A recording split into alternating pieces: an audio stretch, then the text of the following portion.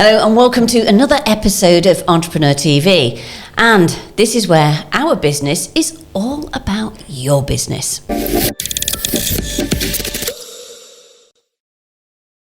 On today's episode, I am so pleased to get some information all about renewables. I know you've probably heard about renewables, all about solar, heat pumps, and you're probably there scratching your head thinking, what is this stuff and how can it benefit me? Well, we have Adept Renewables here. Thank you very much for coming in. It's a pleasure. It's a minefield, isn't it? There's a lot going on in renewables. Yeah, it's been an interesting industry. We've been in it over the last sort of 14 years. So a lot's changed, a lot's come in. But ultimately, solar panels are always going to save you money.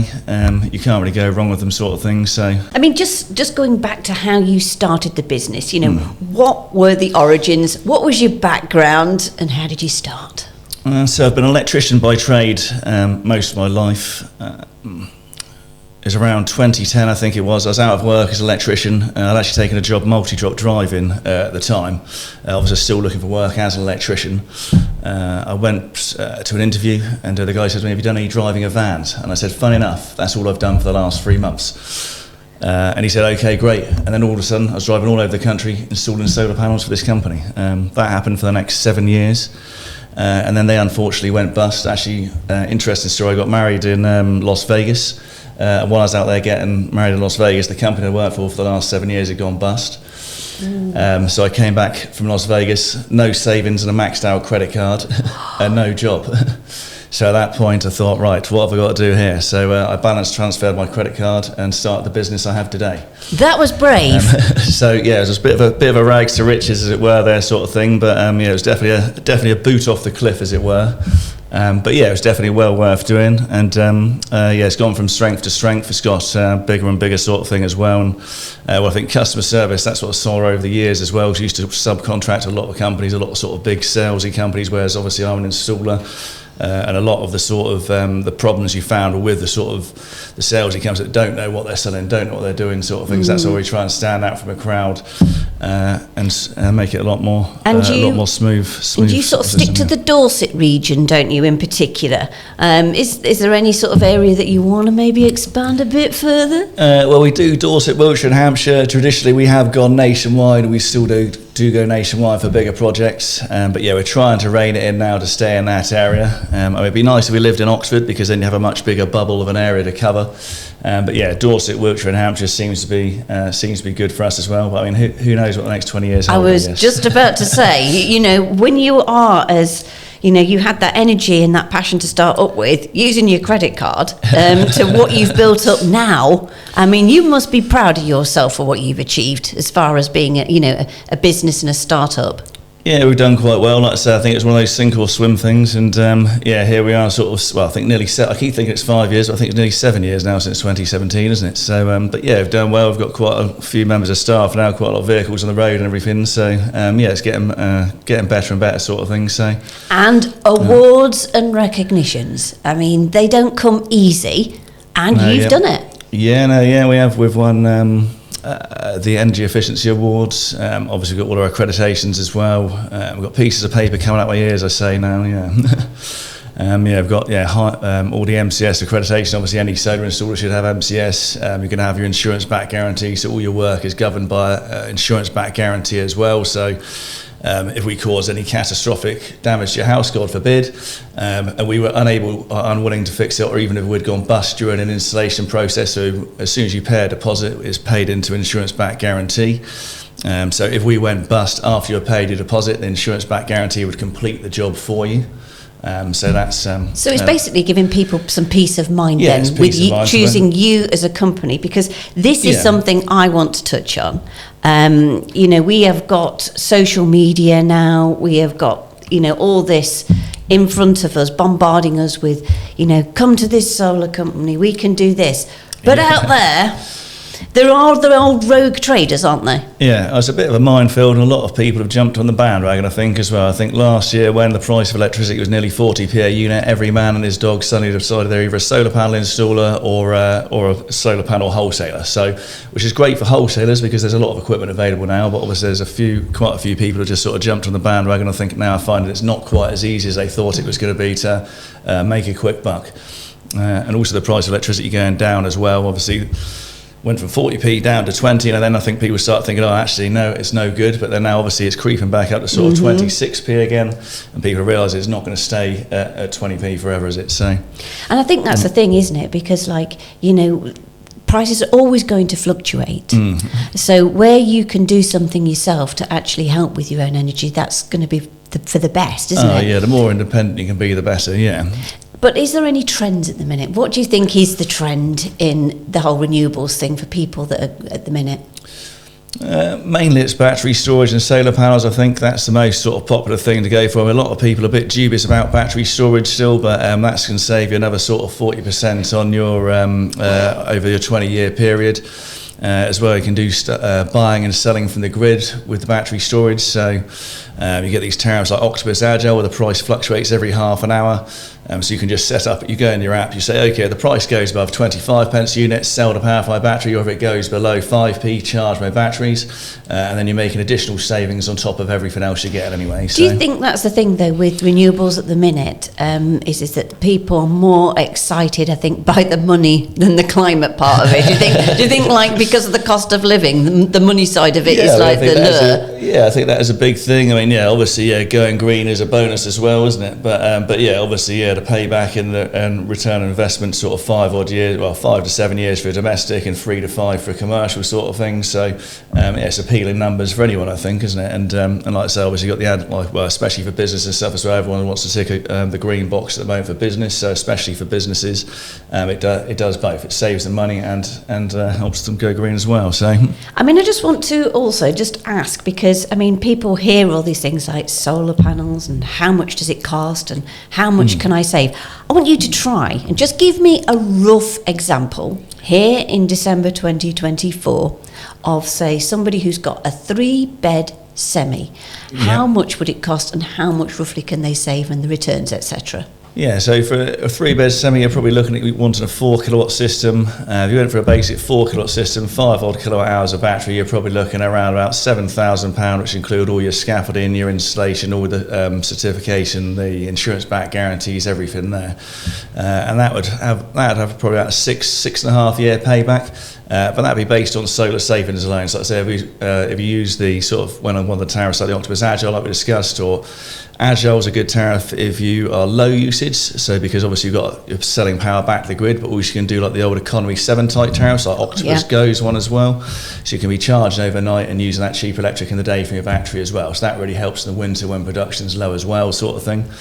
So that all adds additional savings that aren't in those, because the performance estimates we do are based on solar production alone, sort of thing. So anything extra you can do with the battery is on top of that. But like I say, with solar savings alone, it's around 6 to 7 years basically.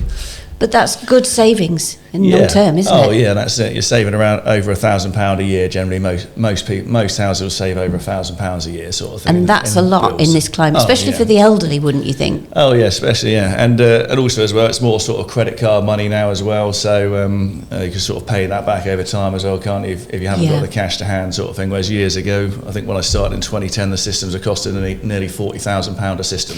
Yeah, so it has come down in price a bit, hasn't it? It's come down considerably. Yeah, so I think actually we did a bungalow the other day, nice flat roof in front of it, so no scaffolding, and that was around £5,000 with a battery. So if you could avoid scaffolding costs and stuff like that as well, then you can get it. Then that's the good job then. Yeah, that's it. Yeah, for that particular, as it was an elderly customer, funny enough, and they said it was the best quote they'd seen. But I said, well, obviously we don't need scaffolding, we don't need any of this. So.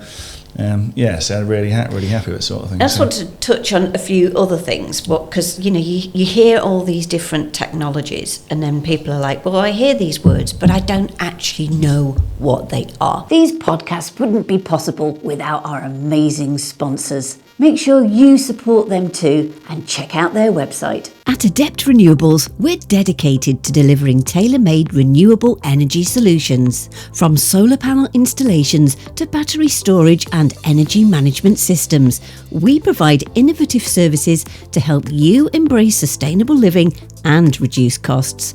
Whether you're powering your home or business, our expert team ensures a seamless transition to clean energy. Learn more about our renewable energy solutions at www.adeptrenewables.com. Battery storage, put it in simple terms.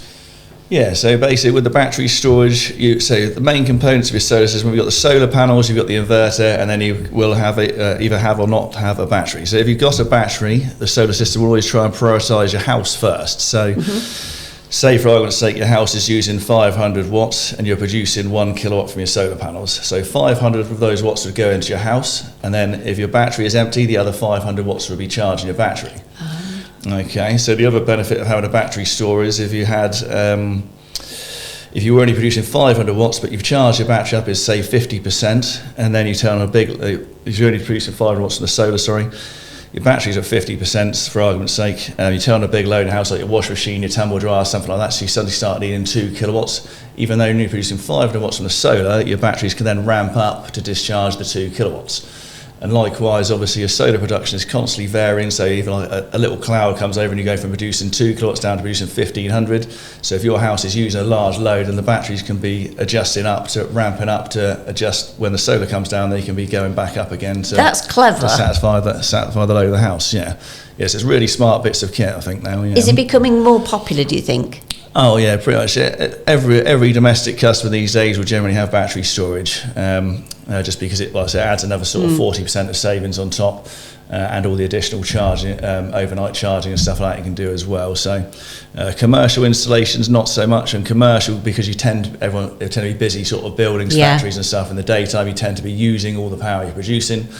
I think we're involved in a 500 kilowatt job on a school in Croydon, and even though they've got 500 kilowatts, it's only the peak summer months they actually use more power than they're producing. So for them to have batteries would basically be pointless for them. But domestic customers, it definitely makes sense. Yeah. What would a commercial system be? What's the best system then for commercial, for big premises like that? Well, I always think just a standard solar system with a string inverter is best for that. It does depend. Some people like your solar edge systems and things like that for fire safety, because they have like rapid shutdown. But then what you tend to find is they have these little units underneath the panels called an optimizer. But you rarely see the solar panels go wrong, but what you do see go along a lot of the time is these optimizers. So although you get that added fire safety aspect, which some people do want as a requirement for their insurance and everything else, it often ends up causing a lot more problems down the line, because you have to get back on the roof and remove solar panels, then that can cause a lot more issues as well. And I always think as well, if the roof's going to cave in on your head, then it may be a bit late to be worried about the solar panels on the roof. Exactly. Heat pumps. What are they and the key benefits of those? So yeah, the heat pumps, again, we've been doing those since I've been installing them, involved in electric since 2014. I'm actually now also I was a qualified electrician originally, but I'm also now a qualified plumber as well. Do you know, you're just the type of person I need to have on my speed dial. Never mind about the renewables. Another fleeting phone call at 9 p.m. on a Saturday night. That's it. I've got my electric and my plumbing gone, so you are a really handy chap to know. That's it. Well, hopefully so. I've been trying to make so. I'll say pieces of paper coming out my ears at the moment. Yeah. But heat pumps. But yeah, heat pumps. Sorry. Yeah. So again, we've installed those since 2014, and again, it's all about the design with a heat pump. This is the thing. You've got to design it based on you've got to do the heat loss calculations for your house. So it's based on the fabric of your building, your windows. So on an existing building, everyone's different. Like I say, if you've got an old house that's leaking air like a sieve, you want to do additional insulation work to it as well, sort of thing. So. It's sort of the difference between, they come in different size units, so you get sort of 16 kilowatt is the maximum size for a single unit. If you're going to go above 16 kilowatts and need 2 units, it's not really probably worth it, unless you're going to do a lot more insulation work to your house, sort of thing. So it's like loft insulation, cavity wall insulation, that sort of thing.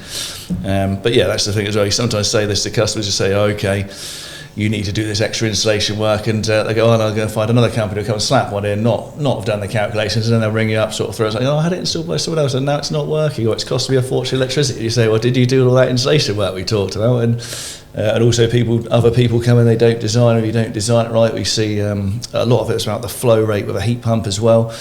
So everything should be plumbed in like 28 mil pipe for to get the right flow rates and everything else, and to transfer the heat efficiently. You often turn up to systems where they've reduced the pipe down to 22 mil pipe, and instantly that restricts the flow, restricts the amount of heat that can go around.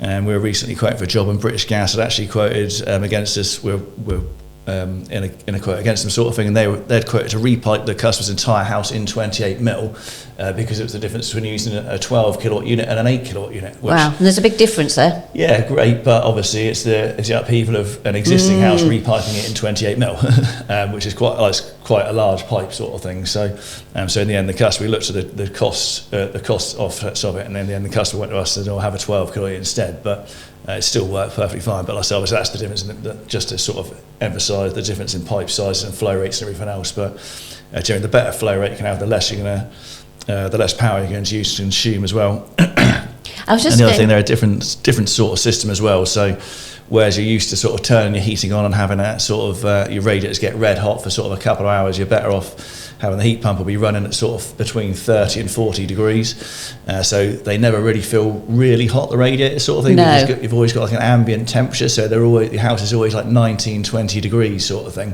But that's the most efficient way to run them, because as soon as you start running them really high temperatures, then that's when it starts costing money to run. But I was just about to say, do you ever get sick and tired of actually doing other people's and sorting other people's bodge jobs out? Because you must come across some, and they're scratching their heads there and saying, oh, do you know what, I've had this system put in, it's rubbish, and can you sort it? I mean, do you actually go in and go, oh, Well, like we always try and help people in those situations. Obviously, I said the most frustrating ones are ones where you've actually quoted for the job and you said you need to do this, you need to do that, and then you turn up 3 or 6 months later and say, oh, we've had someone else install this and it doesn't work. And you look at it straight away and you can see all the things that are wrong with it, and you say, oh look, we basically told you this originally. But it's the old story, people say, oh, they have never got the money to do it right in the first place, but you've always got the money to put it right at the end, haven't you? So that is absolutely true. Never a truer word has been said. You know, I was cutting corners, I think my gran would have called it.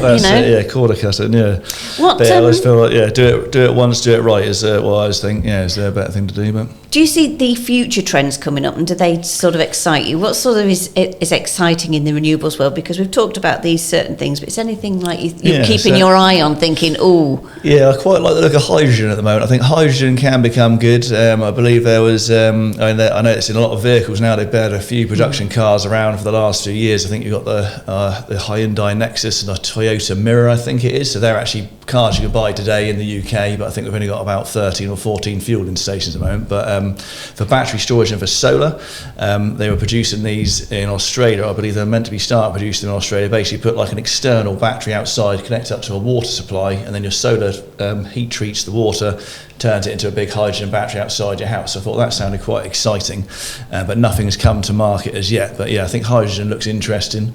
I think you'll be straight in there when it. If anything like that comes to market, definitely, because I believe the other draw of that, I think, was your average battery life's around 20 years, but I think the hydrogen battery is meant to be sort of 30 to 40 years sort of thing. So and the same sort of cost. So if they come to fruition sort of thing, then that'd be really exciting. Yeah. When we look at your business, what gives you the biggest headache in your business? Because I know some people have said, oh, it's staffing. Some people say, oh, it's logistics. What is the challenges of your business? I suppose staffing, finding good electricians is quite hard actually as well. That's what I didn't realise as well. Like since I've been employing people, often there is really a lack of electricians out there. I think you tend to have to wait sort of 3 to 4 months to find a good one come up. So if Dean's listening, there you go. I think I feel like we've got it quite locked down. Like I say, we've been at it for quite a number of years now. We've got like a warehouse, so that's what a lot of other companies companies seem to like to do. They like to get all the equipment delivered to site on the morning, which we used to call the famous pre-10:30 delivery, which never turned up. No. So if you've ever waited for delivery, you know about that. Yeah, so we have everything in the warehouse now. We get the boys to load up in the morning, sort of thing, take everything out. So like I say, I think we've got quite a smooth operation running now, and that's I think because we do subcontracts to other companies as well, and that's what the boys always say. That whenever they have to go to someone else's job, they're like, "Oh, we're still sat here waiting around." And you say, "Oh, not another one." And, it can be a real headache, that, with logistics and things, isn't it? And another headache, delivery, another headache that I will talk about is the government, because I mean we've got Ed Miliband there, and he seems to be jumping about and getting excited and one thing or another, but I don't know whether I have a lot of faith in what he can do and deliver. But how could the government help further with this industry and helping people get solar, heat pumps, battery storage? How can they help? At the moment, there is a grant for heat pumps. So if you're going to get a heat pump and you have an existing house that has a fossil fuel boiler, or if you're doing a self-build, so you're supplying all the materials yourself, you can get a £7,500 grant towards that, which we claim as a company. So obviously that reduces the cost quite a bit for the heat pumps. Solar-wise, a bit of a shame, because at the moment there is no grant for the solar.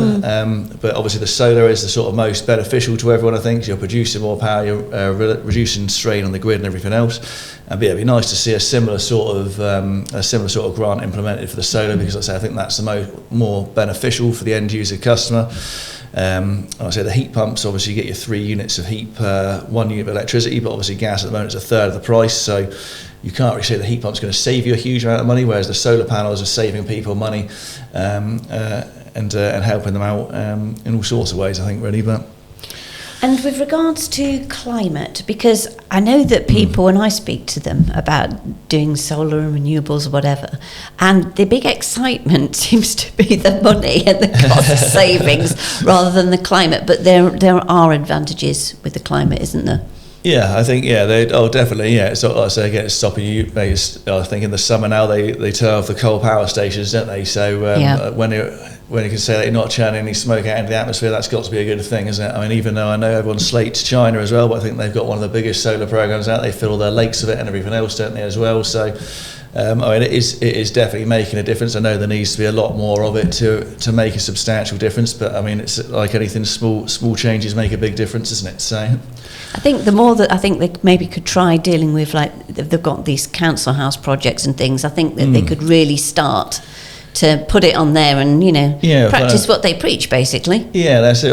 We have been involved with a few projects like that up in Stevenage, I think, but it was probably 2 years ago now, but they were basically lowering all their EPC grades down to Cs, which one of the things they're doing was putting solar panels on the roof, so they're giving council tenants sort of like 2 to 4 kilowatt systems, which is really good.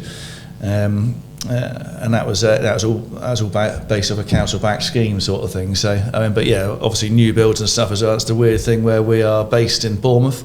The councils don't really seem to talk to each other. So oh dear. if you build a new build house in Poole, 10% of that property has to be made up of renewable energy. So you have to put like sort of depend on your SAP calculation. You might put like 3 to 6 solar panels on. But whereas if you build a new house in Bournemouth, you don't have to do that. You can meet your SAP calculation by going.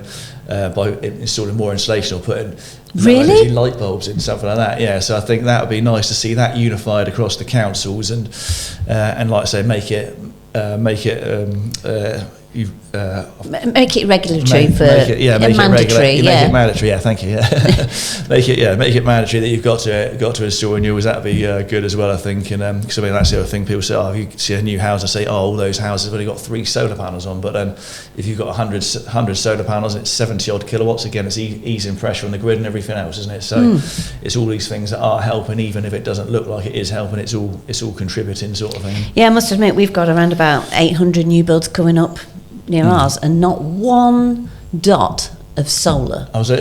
And it's like, what's going on? How did change your planning regulations? Yeah, I think that was a thing as well. I think it depended on when the building was designed, like when it originally got designed. If it's before a certain amount of if it's maybe 5 years ago, they might have escaped that part of the planning because it went in before that became a regulation in some places. But I believe most, then like I say, it does depend on your local council as well. So like I say, they might have just put low energy lighting and they might have put a bit of extra insulation in. So No, that's passed. But well, it depends where you are in the country. Yeah. Now, I know that there's a lot of people, when I ask them this question with their businesses, is there one memorable installation that will just, either it really affected you and you were so pleased you did it, or it made you as proud as punch? Is there one that you can really think of?